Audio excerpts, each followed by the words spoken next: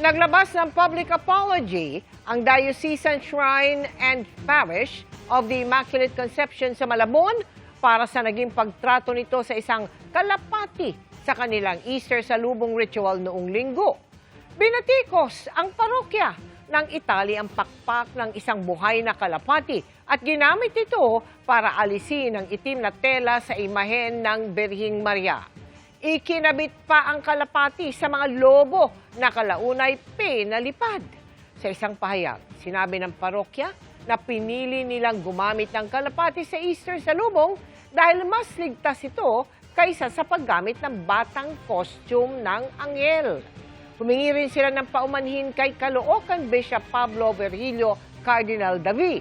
Bagamat naroon daw ang kardinal, tanging ang pag-alis lamang ng belo ang nakita nito.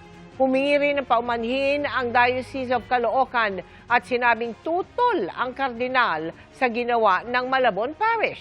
Anila, nangako na ang parokya na hindi na ito uulitin.